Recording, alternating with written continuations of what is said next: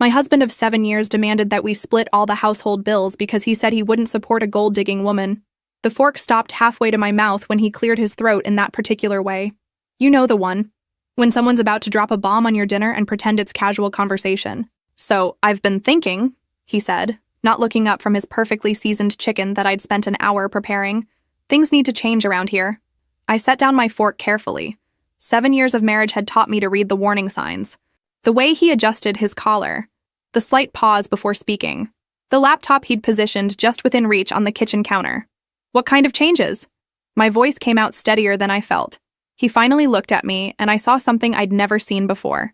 Cold calculation. Well, I've been doing some math, and frankly, this arrangement isn't fair to me anymore. What arrangement? This whole setup where I work my ass off every day while you... He gestured vaguely around our immaculate kitchen. Do whatever this is. The words hit like ice water. I'd left my marketing job 7 years ago when we got married. His idea, actually. A man should provide for his wife, he'd said back then. I want to take care of you. I'd been hesitant. I loved my career, but he'd been so insistent, so romantic about it.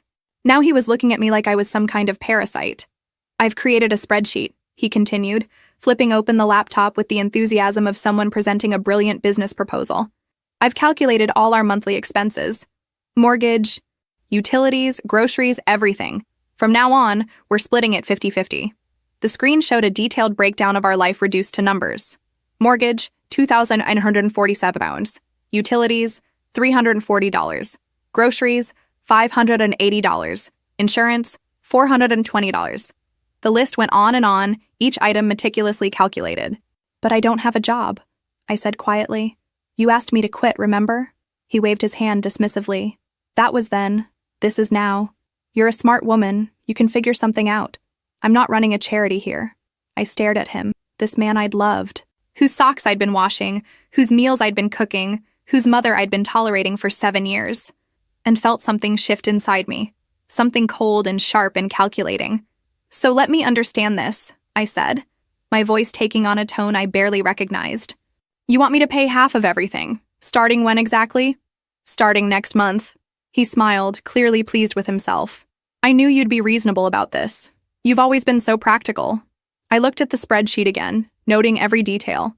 The mortgage on the house I'd turned into a home, the utility bills for the electricity I used to iron his shirts, the grocery money for the food I planned, bought, and prepared. Okay, I said. He blinked, apparently surprised by how easily I'd agreed. Okay? Yes, you're absolutely right. If we're going to be roommates instead of husband and wife,